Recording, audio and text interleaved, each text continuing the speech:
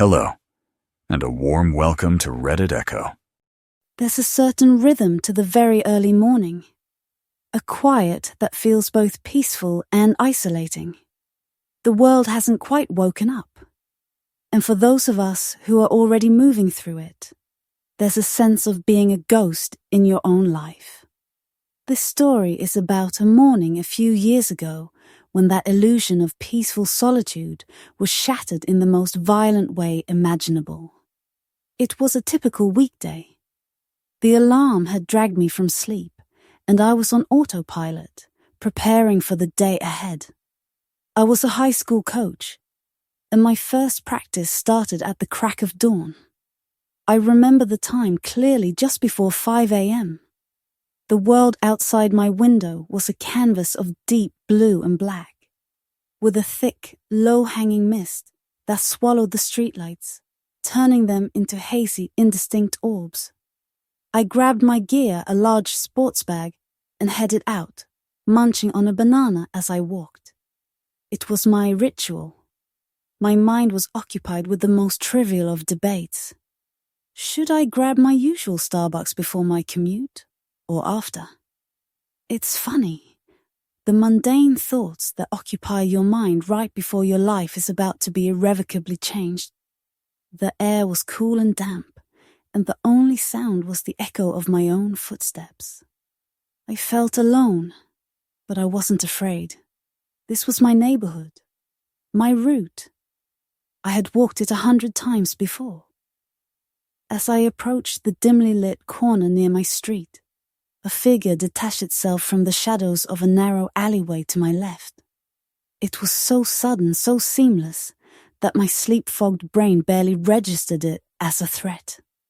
He was tall, dressed in dark clothing, and his face was obscured by a black mask. I think I might have even given a slight sleepy nod, my mind still clinging to the notion of a fellow early riser. Then he spoke, and the world snapped into a terrifying, hyper-real focus. "Put down your fucking purse," he snarled. And I felt the cold, hard circle of a gun barrel press against my temple. Time didn't slow down. It instead became incredibly sharp, every detail etched into my memory with painful clarity. The smell of the damp pavement, the faint, sweet, sticky scent of bananas still on my fingers, the way the mist seemed to swallow the sound of his voice. My heart didn't just beat fast. It felt like a wild animal trying to escape the cage of my ribs. "Put down your bags," he commanded, his voice low and tense. Okay, I heard myself say, my voice surprisingly steady. "I'm putting them down over here."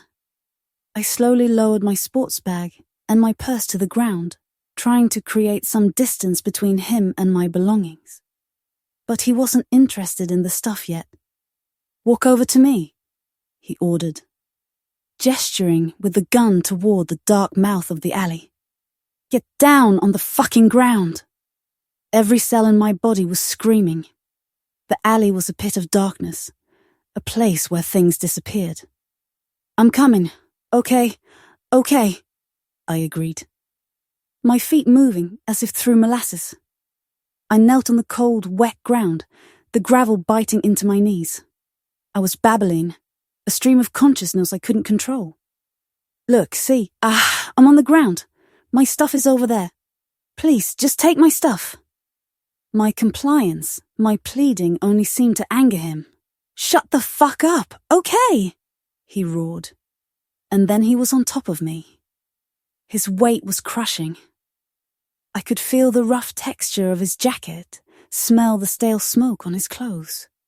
He pressed the gun hard against the side of my head, and I closed my eyes. This is it, I thought. This is how it ends. On a dirty sidewalk, smelling of banana. And then something shifted. I should rewind for a second. That morning, I was dressed for coaching. I was wearing huge, baggy pants, a bulky jacket, and a hat pulled low. My silhouette was masculine. If not for the sound of my voice, I could have easily been mistaken for a young man. As the attacker was on top of me, the gun digging into my skin, he paused. I felt his body go still. He leaned back just slightly and looked at me. I can't tell you how I knew. It was an instinct, a primal understanding that passed between us in that frozen moment. But I knew. It had clicked for him. He realized I was a woman. The energy changed instantly. The rage seemed to be replaced by something else, something more predatory and calculating. He shoved himself off me and stood up. He pointed the gun not at my head, but toward the impenetrable darkness of the alley. "Come with me," he said. Those 3 words sent a jolt of pure, undiluted terror through me that the gun itself had not. My mind flashed to the recent news reports, the warnings we'd all received about a rash of sexual assaults in the neighborhood. Assaults that had happened in broad daylight. This alley was a tomb. If he got me down there, I would not come out. An internal war erupted inside me. One voice, clear and fierce, declared, "There is no way in hell you are going down there without a fight."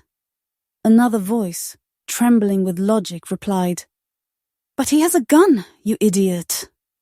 The man's voice cut through the argument in my head. A sharp, impatient bark. "Fucking follow me!" In that moment, my fear transformed into a cold, sharp focus. I had one tool left, my voice.